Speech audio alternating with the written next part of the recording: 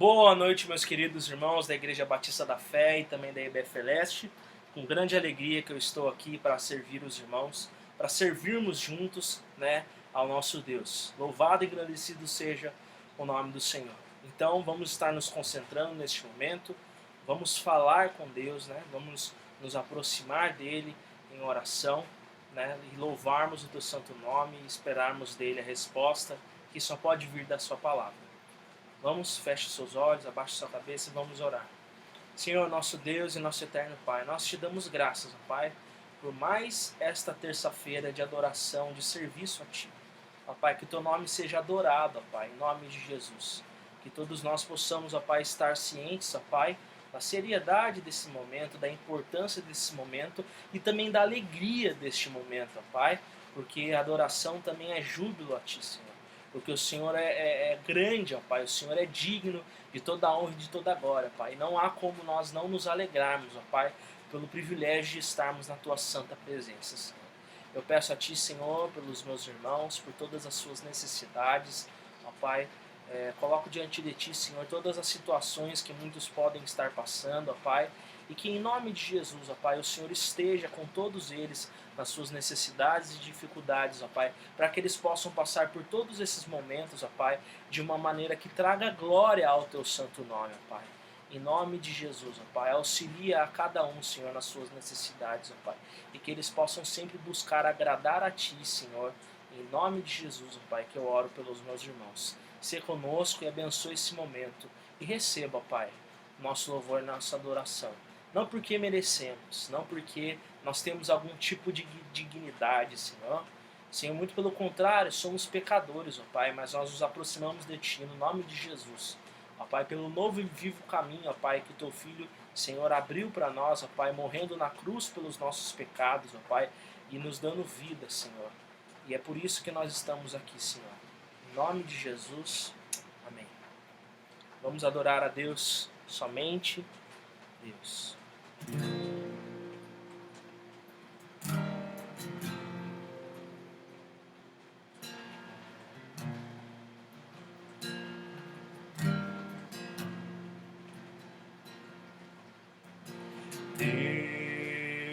Deus, somente Deus, criou o mundo e o que nele há.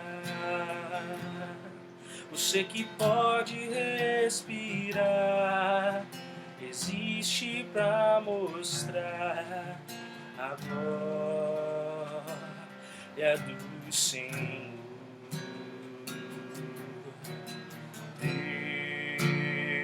Deus, somente Deus, os seus mistérios pode revelar. Os seus desígnios quem jamais um dia conheceu, pois Deus somente é Deus, Deus, somente Deus domina o trono do universo.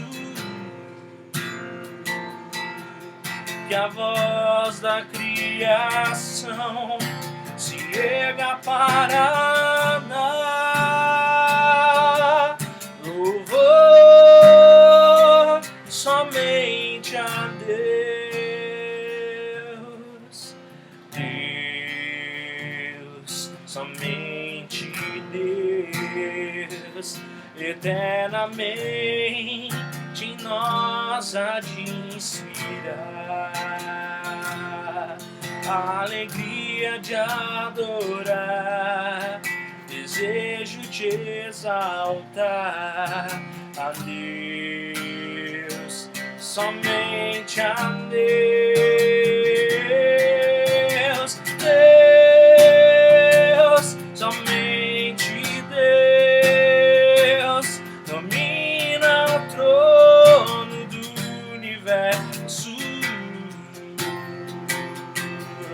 Que a voz da criação se erga para dar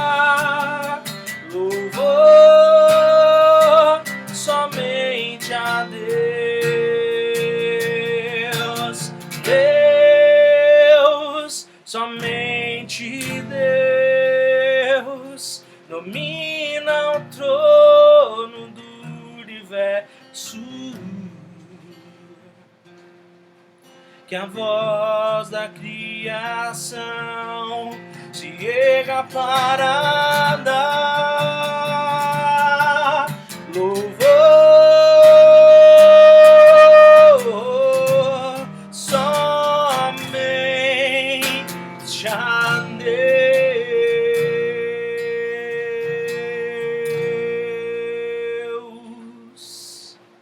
Amém.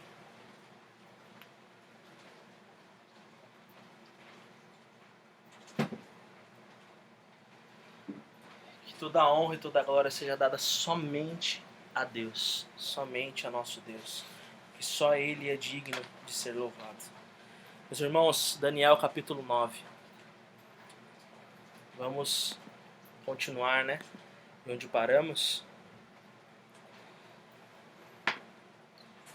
Precisei fazer em 2 sermões esse texto, devido à sua extensão. É o formato, né, do culto online, para que não fique algo muito maçante, embora eu não consiga fazer muito rápido, né? Mas os irmãos têm sido graciosos comigo e assistido até o fim, né? 50 e poucos minutos de vídeo. Eu entendo que não deve ser fácil, mas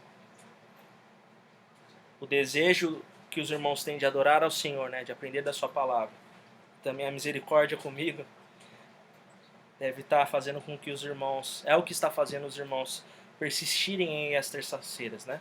E eu louvo a Deus por isso, porque nós que pregamos a palavra, nós não precisamos que as pessoas nos dê audiência. Nós não precisamos que as pessoas gostem daquilo que nós estamos fazendo. Nós fomos chamados para sermos fiéis à palavra.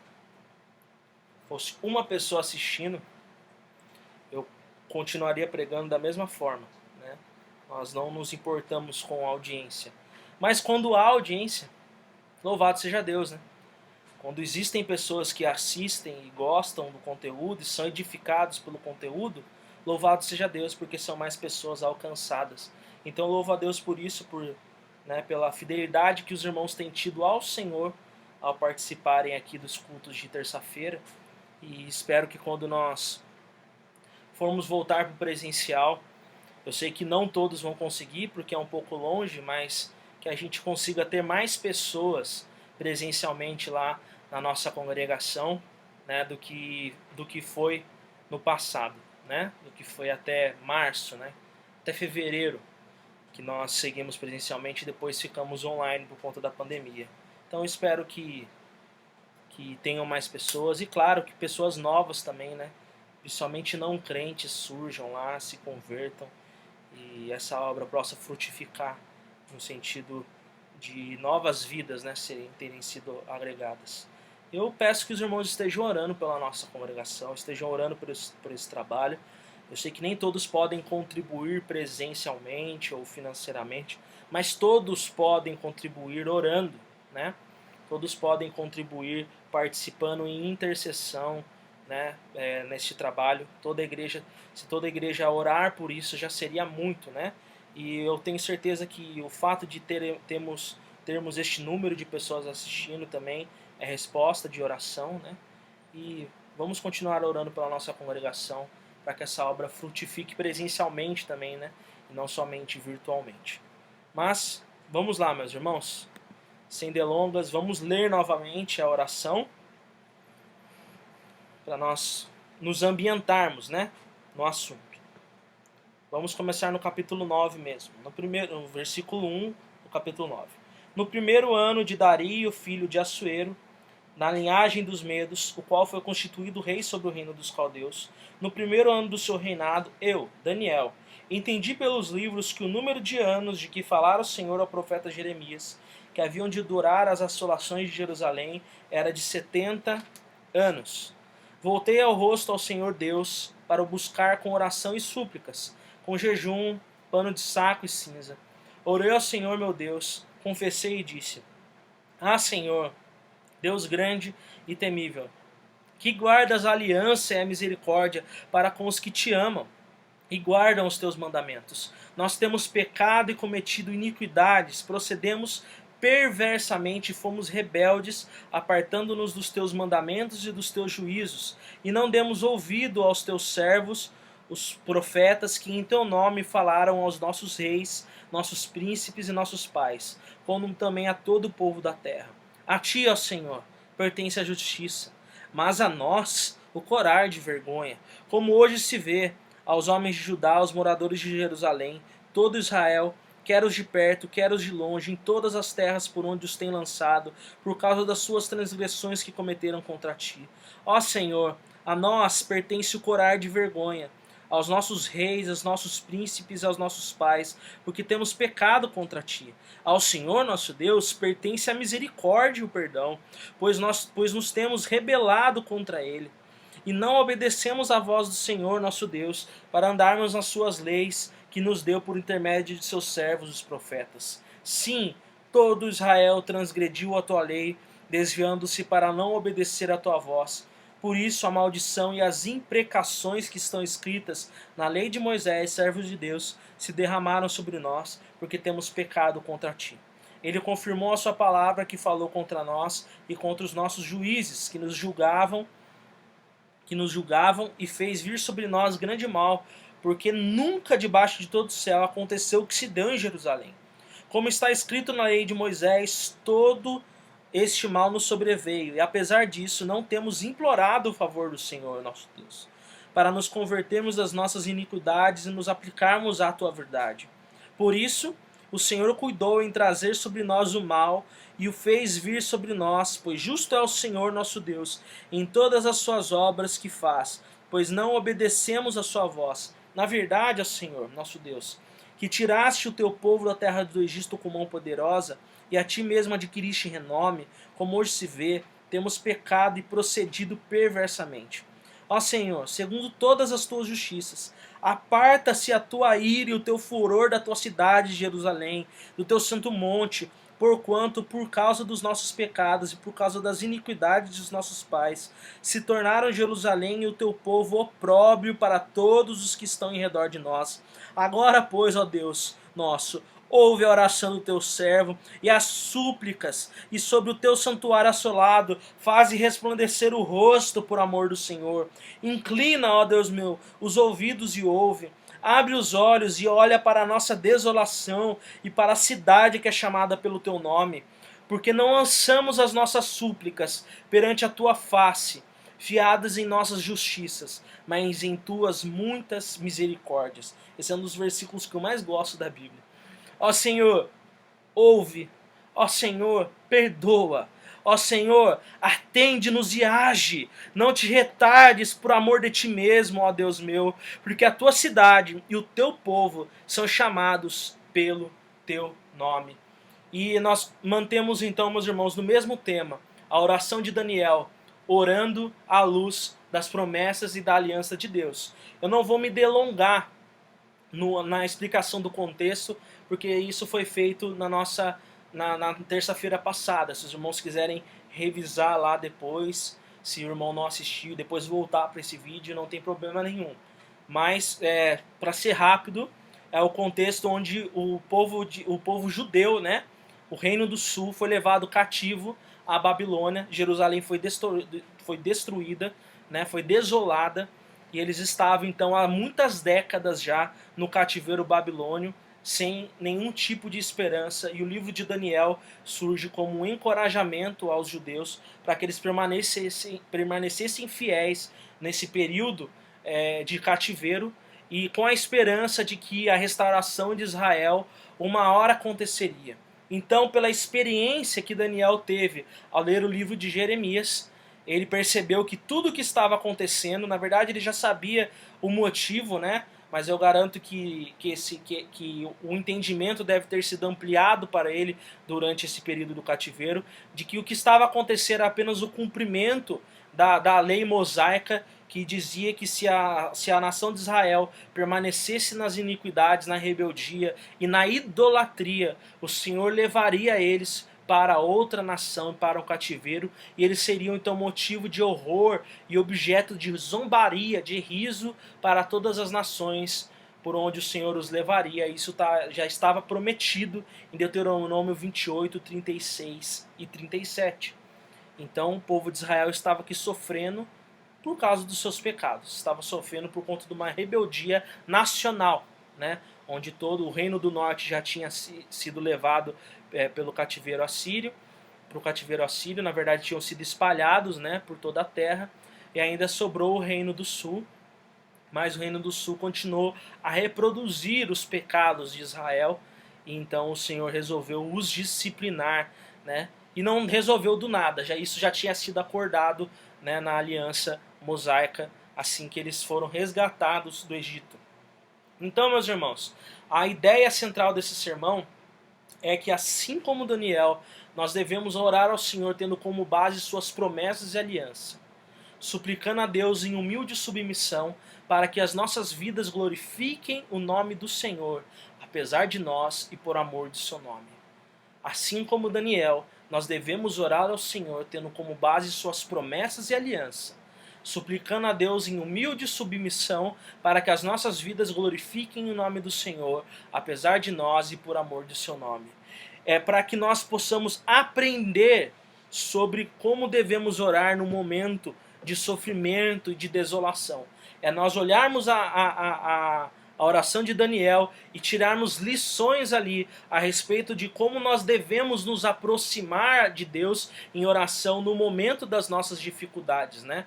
E nós precisamos ter coisas em mente, nós precisamos ter verdades em mente. Não é simplesmente pegar e sair falando qualquer coisa de qualquer jeito para Deus, né? Então, nessa oração nós podemos ver uma pessoa muito responsável como Daniel, né, que se coloca ali como intercessor do seu povo e clama ao Senhor que livre o seu povo da dificuldade que eles estavam passando, apesar de que tudo aquilo que eles estavam passando, eles estavam merecendo.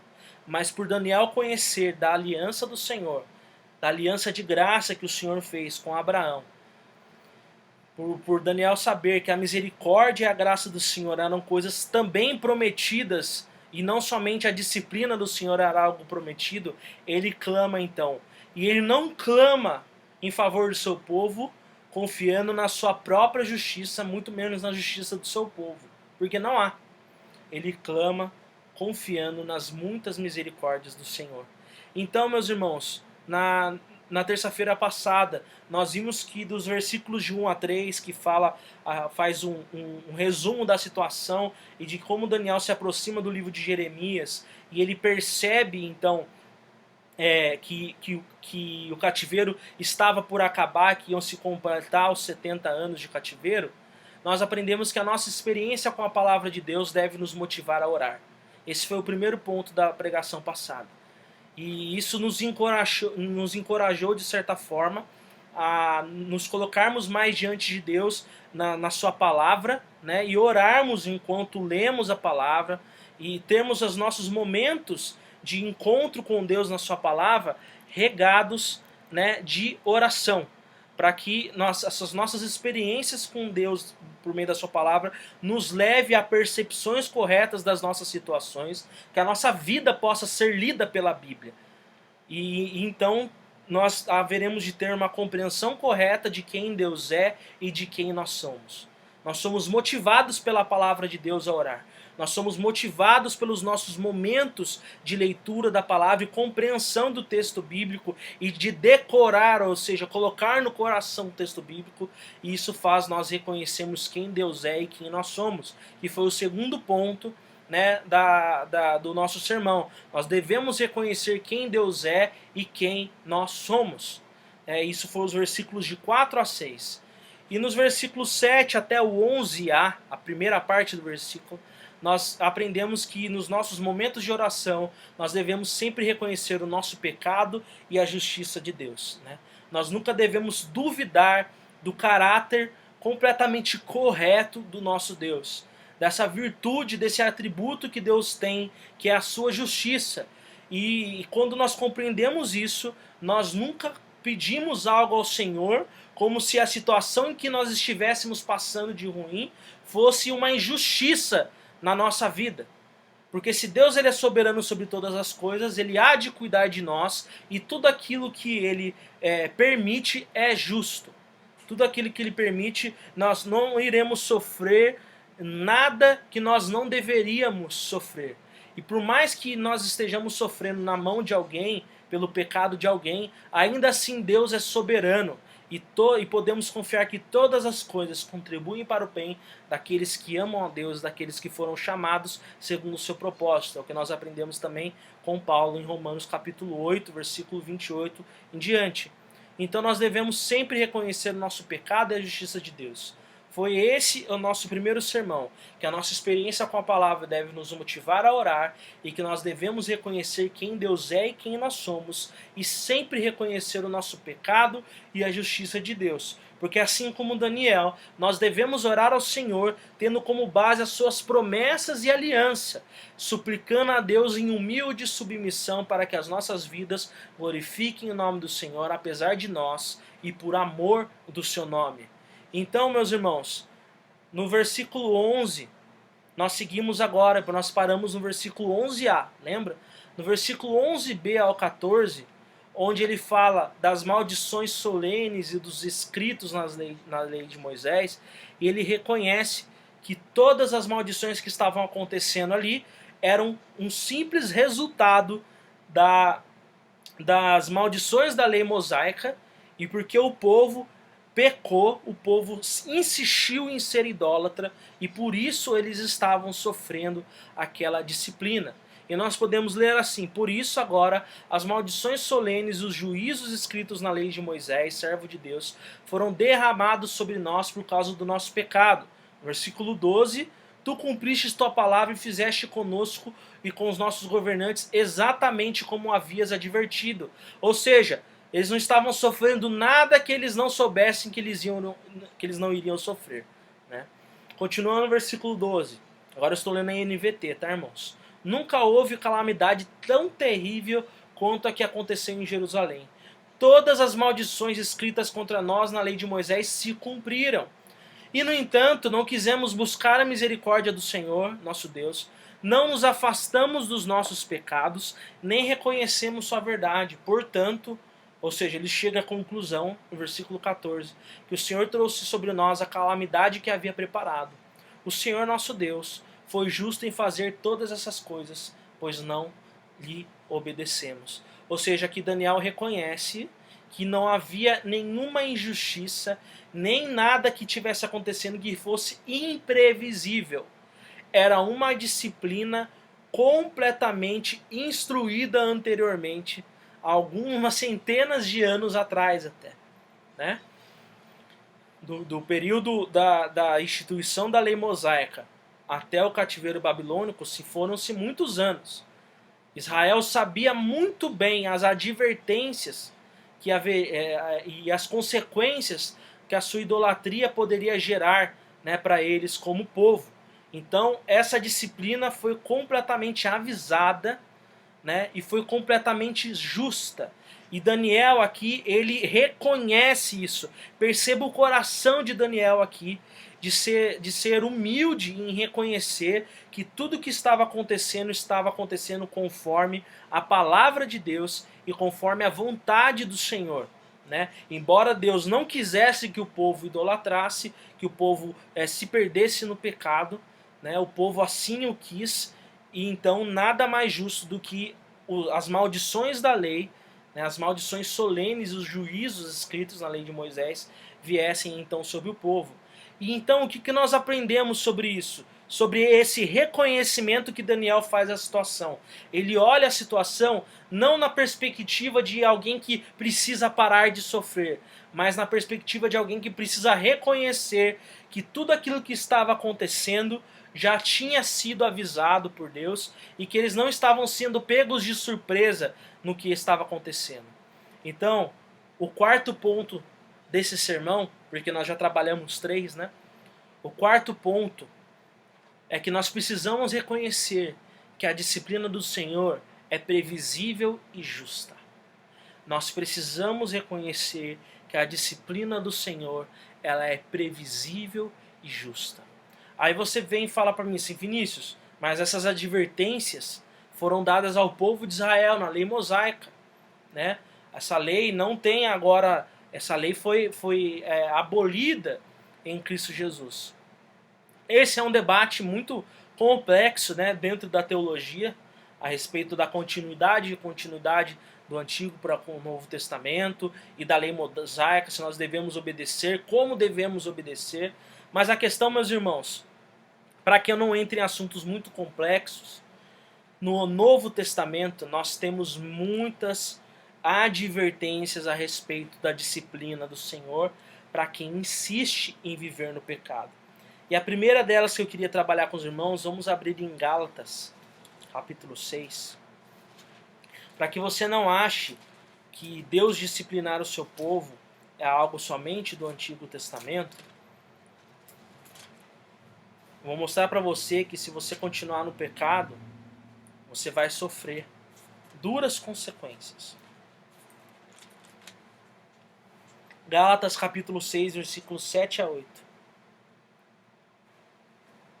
Não os enganeis, de Deus não se zomba, pois aquilo que o homem semear, isso também ceifará. Porque o que semeia para a sua própria carne, da carne colherá corrupção, mas o que semeia para o Espírito, do Espírito colherá vida eterna. Então, meus irmãos, mesmo na nova aliança, nós precisamos temer ao Senhor e buscar andar em justiça, porque nós haveremos de sofrer sérias consequências se zombarmos do Senhor e viver uma vida de idolatria, viver uma vida de pecado. Dizer que é crente não é simplesmente uma zombaria ao nome do Senhor. Você faz com que o nome do Senhor seja envergonhado. Uma pessoa que diz que é crente, que faz parte de uma igreja, e vive como se não conhecesse ao Senhor, por onde ela passa, sabe o que as pessoas falam? Olha lá, olha o crente. Olha o crente chegando. Olha o crente roubando. Olha o crente traindo. Olha o crente fazendo coisa errada. Olha o crente se embriagando. Olha o crente sendo adúltero. Então, você traz vergonha ao nome do Senhor. Você traz vergonha ao povo de Deus quando você escolhe se entregar deliberadamente aos seus ídolos. Então nós precisamos reconhecer que a disciplina do Senhor, ela é previsível e justa. Não fique achando que você pode fazer o que você quiser e que depois, só porque Deus perdoa, né, nascem na igreja. Né, eles nascem ali, já são tratados como crentes, né, desde as... E às vezes eles pensam assim, eu vou, quando eu fizer 18 anos, quando eu tiver meu emprego, eu já sei o que é certo, mas eu vou lá pro mundo, eu vou experimentar um pouco, né, e depois eu volto, porque Deus perdoa, né, não se perde a salvação, Deus vai perdoar, eu vou lá, eu preciso conhecer, eu quero ter esse gostinho do que o mundo oferece. Né? E às vezes até adultos também fazem isso.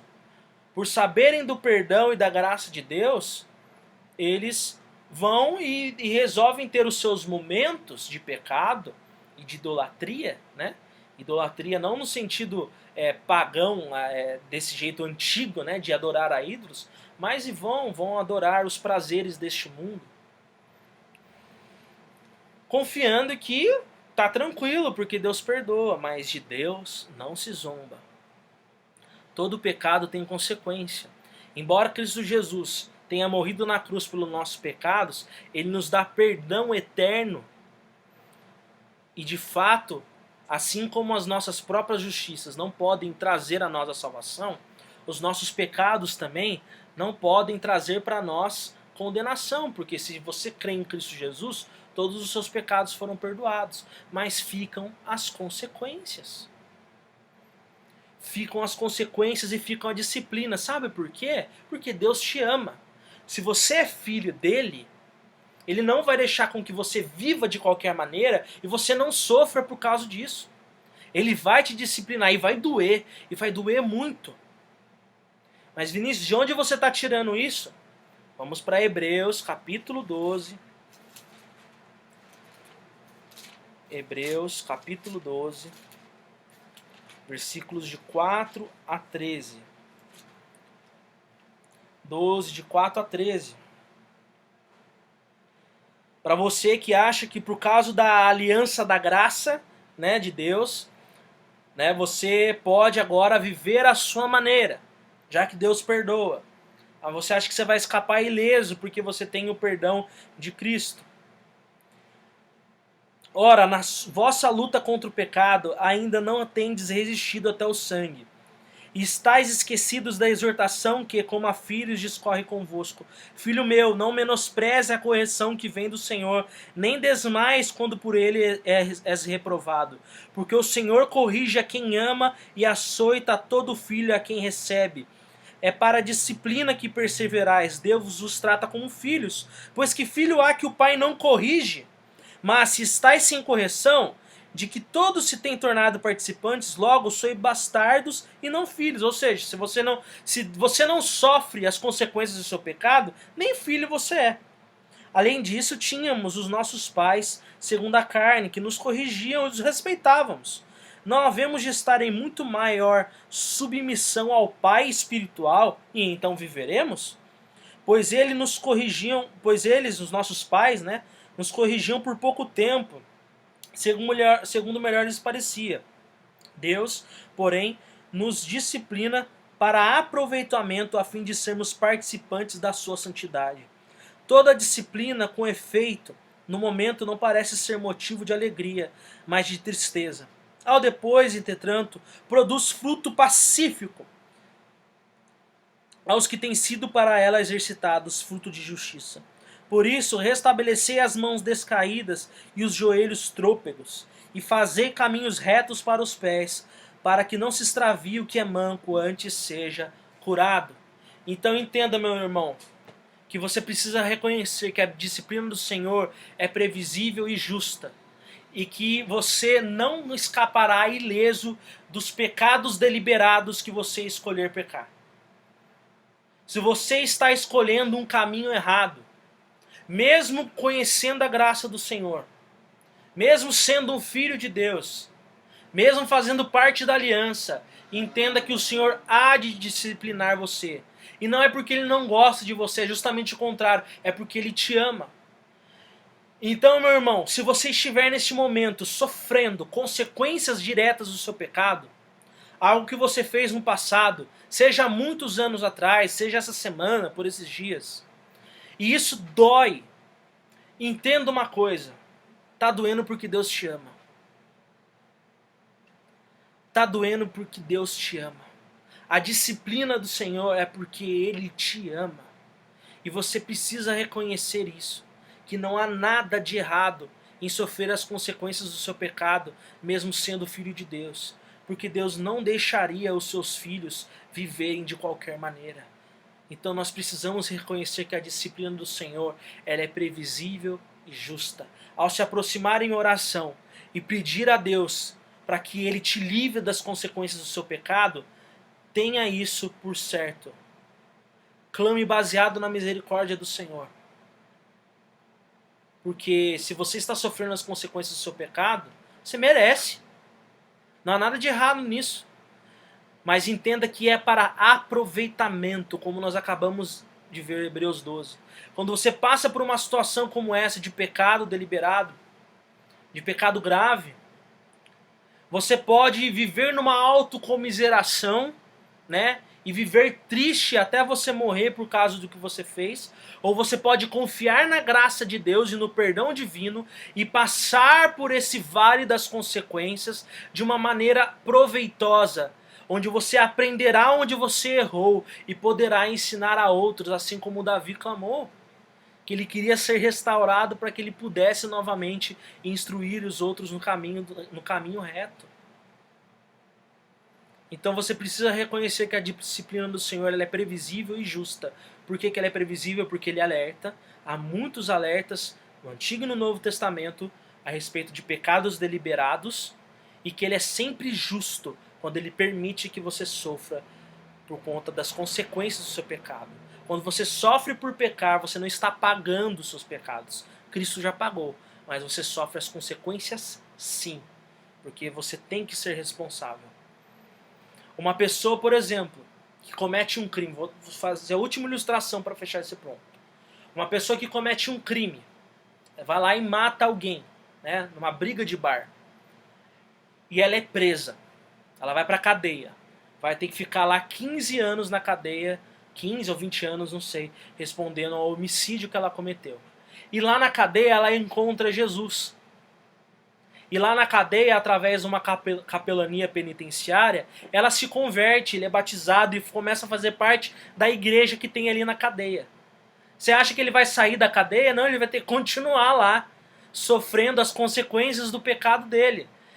Mas ele não foi perdoado por Jesus? Foi, mas o perdão espiritual não elimina as consequências que você tem que pagar nessa terra. Pagar não, sofrer, né, nessa terra. Não vamos confundir o termo pagar. Só quem paga realmente é Jesus Cristo. Só que é Ele quem pode pagar pelos nossos pecados. Mas nós precisamos ainda sofrer as consequências, porque senão a gente não vai prestar. Porque senão a gente nunca vai aprender.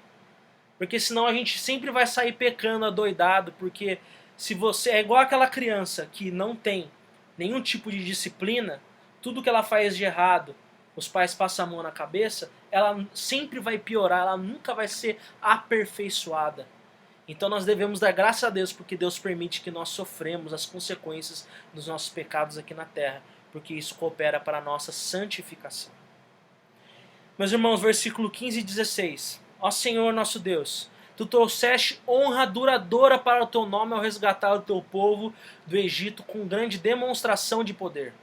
Ou seja, aqui ele relembra que quando Deus resgatou o povo de Israel do Egito, quando Deus trouxe a redenção à nação e tirou elas do cativeiro egípcio, o nome do Senhor foi glorificado em toda a terra.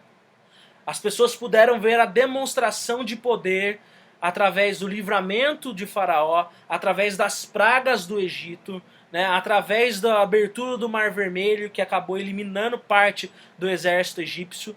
Foi uma demonstração de poder muito grandiosa que trouxe glória ao nome do Senhor. Aí ele reconhece, ainda no versículo 15, mas nós pecamos e estamos cheios de maldade. De acordo com a tua justiça, Senhor, desvia a tua ira furiosa de Jerusalém, tua cidade e teu santo monte. Como resultado de nossos pecados e dos pecados dos nossos antepassados, todas as nações vizinhas zombam de Jerusalém e de teu povo. Então aqui, Daniel relembra que quando Deus livra o seu povo da consequência dos seus pecados, quando Deus traz essa restauração prometida na sua aliança, o nome de Deus é glorificado. Então o quinto ponto, meus irmãos, desse sermão é que Deus é glorificado pelos seus feitos de misericórdia e por isso clamamos. Deus é glorificado pelos seus feitos de misericórdia e por isso nós clamamos. Nós precisamos entender que aí está algo que pode ser dito dentro de uma oração. Deus, o seu nome, pode ser mais glorificado quando o Senhor demonstra o seu poder. Por isso que nós clamamos por coisas impossíveis, porque nós sabemos que se Deus agir em coisas que para nós são impossíveis, o nome dele será glorificado.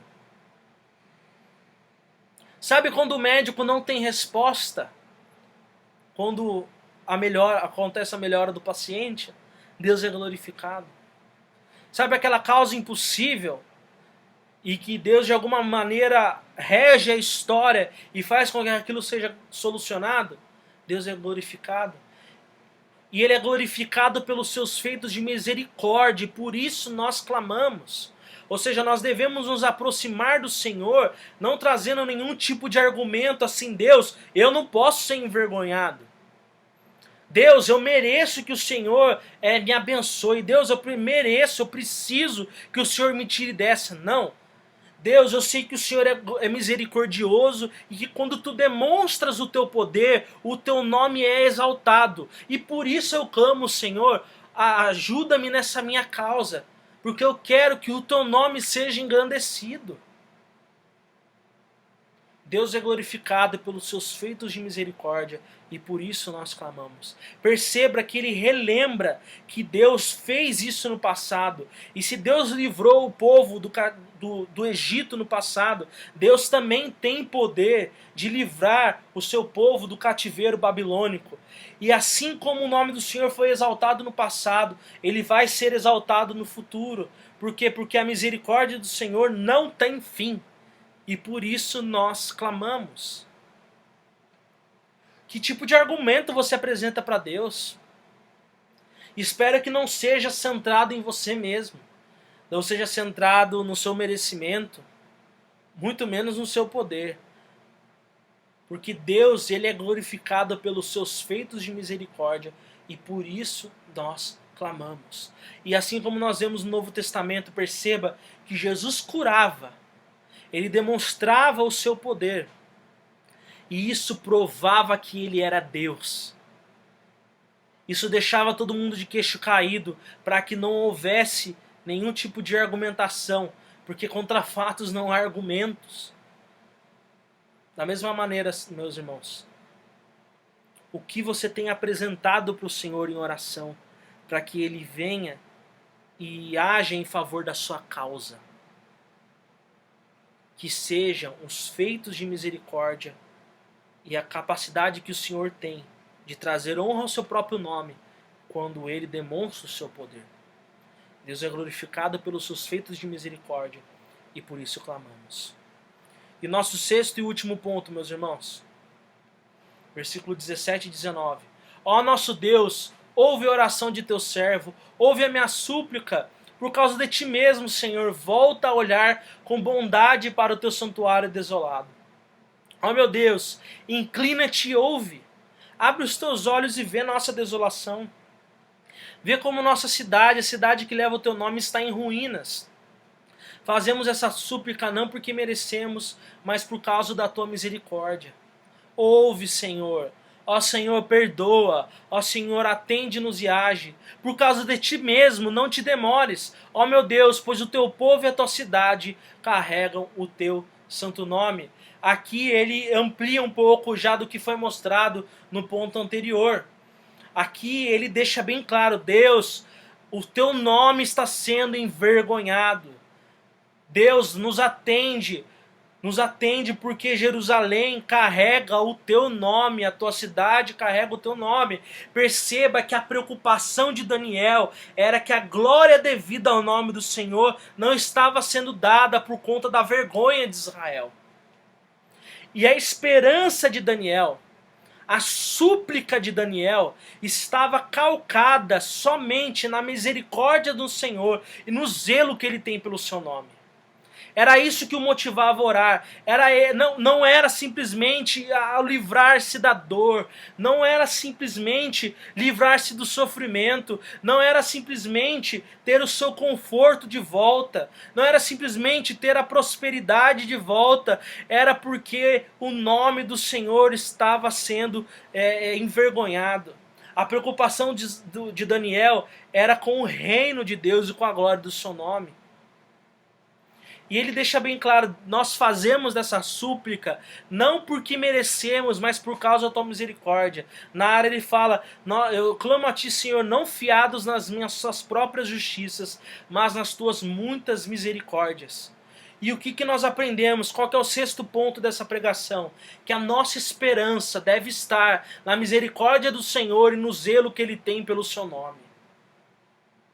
Essa é a nossa esperança, a misericórdia de Deus. É por isso que a gente ora.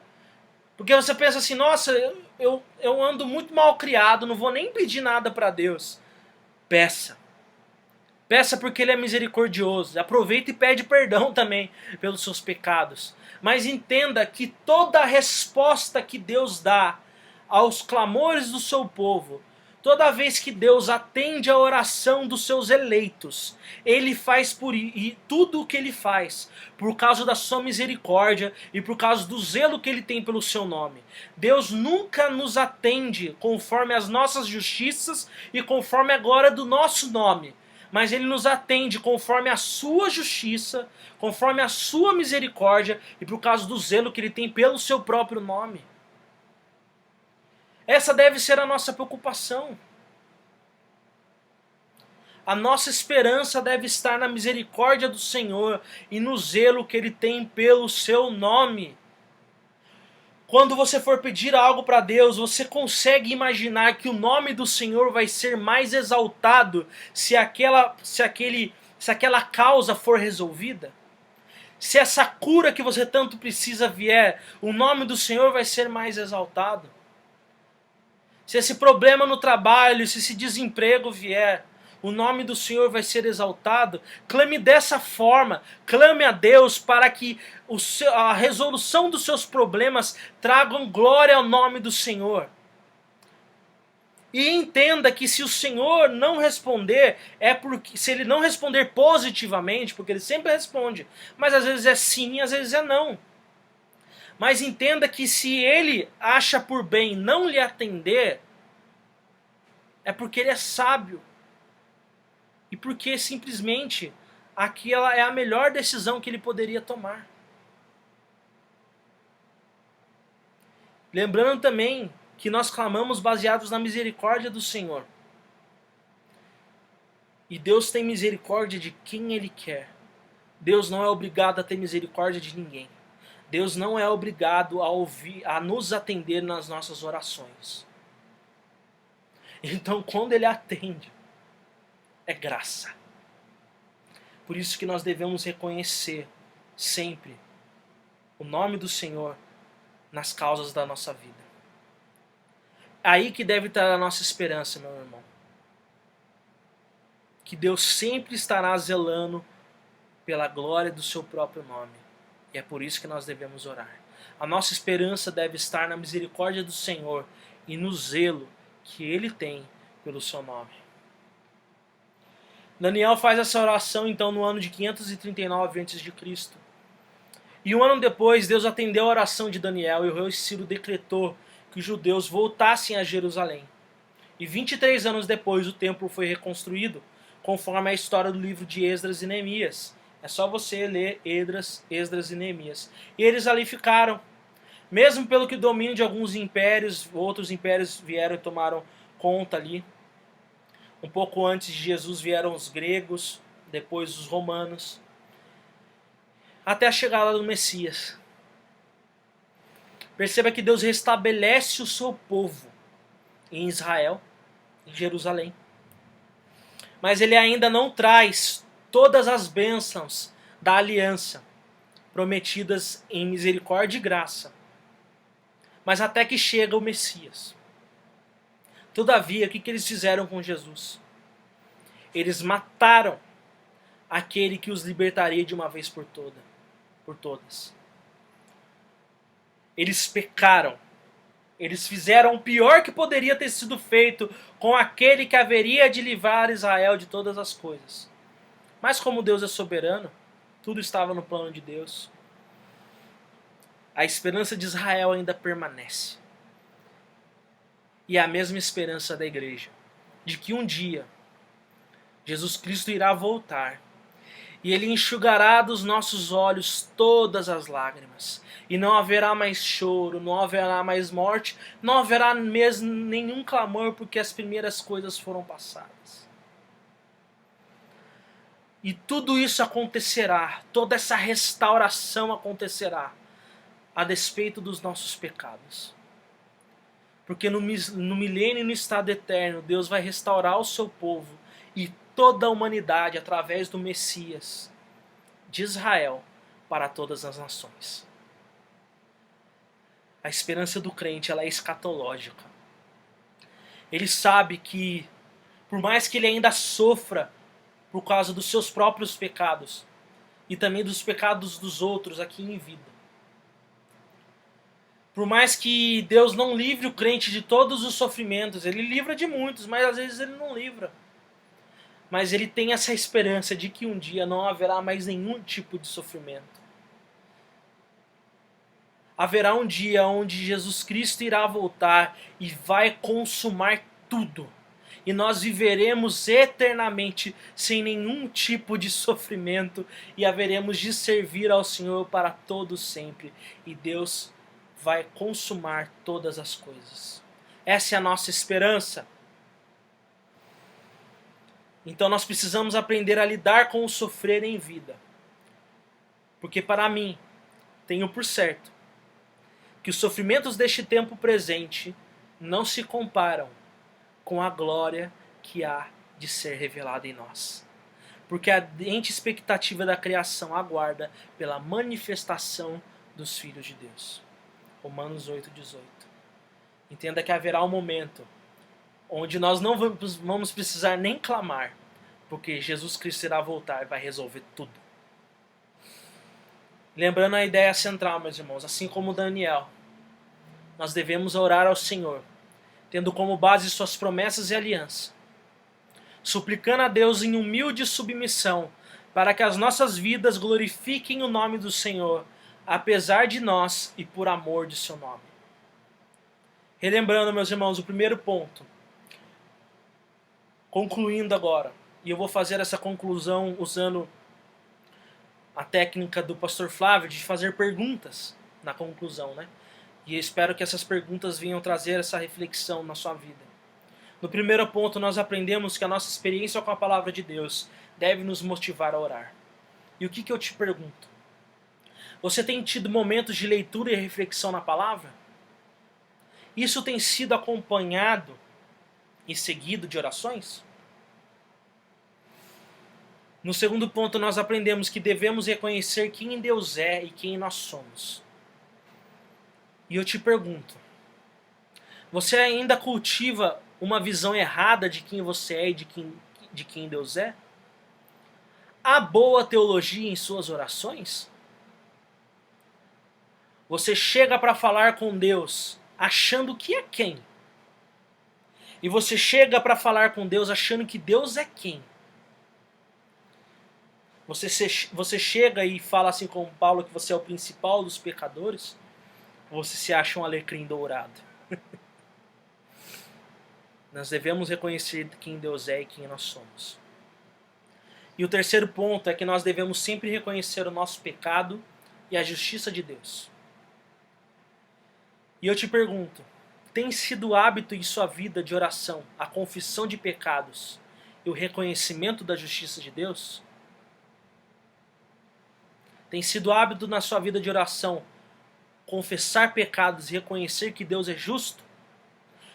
Ou você chega como se não tivesse pecado e como se Deus estivesse errando em estar permitindo aquela situação de sofrimento? As suas orações, elas têm sido rebeldes ou têm sido humildes? Porque ser rebelde é não reconhecer quem você é e ter uma visão errada de quem Deus é. E ser humilde é saber quem de fato você é e quem de fato o Senhor é e quem você é diante de Deus. No quarto ponto, nós aprendemos que precisamos reconhecer que a disciplina do Senhor é previsível e justa. Então, ao perceber que você está sofrendo por seus pecados, você aceita a repreensão do Senhor com humildade ou indignação?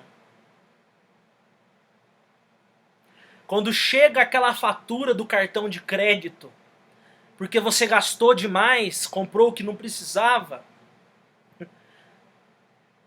e isso causa muitos danos financeiros para você depois, e até mesmo familiares, aí você se vê num caos porque gastou demais.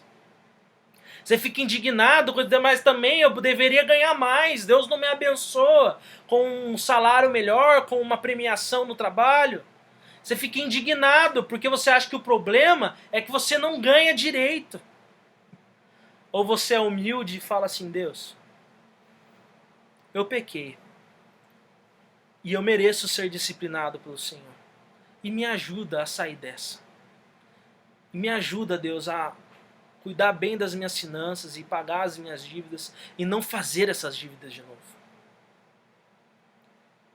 E no quinto ponto, nós aprendemos que Deus é glorificado pelos seus feitos de misericórdia. E por isso clamamos. E eu te pergunto, por que você pede o que pede? Por que você pede o que você pede? Faz uma triagem nos seus motivos de oração, meu irmão. Há algum tipo de preocupação pela glória de Deus nos seus pedidos? Há algum tipo de preocupação pela glória de Deus em seus pedidos? Às vezes a gente ouve cada pedido que traz glória para qualquer pessoa, menos para Deus. Por que você pede o que pede? E no sexto ponto nós aprendemos que a nossa esperança deve estar na misericórdia do Senhor e no zelo que Ele tem pelo seu nome. A nossa esperança deve estar na misericórdia do Senhor e no zelo que Ele tem pelo seu nome. E aqui eu tenho mais perguntas para fazer. Onde está a sua esperança nas suas orações? Onde está a sua esperança? Porque às vezes, meu irmão, você acha que a sua vida vai mudar. Que o que falta para a sua vida mudar é você sair desses problemas que você tem. Mas a sua vida vai mudar se Cristo for Senhor da sua vida. Essa é a sua esperança. Você pede baseado nas suas próprias justiças ou nas suas muitas misericórdias?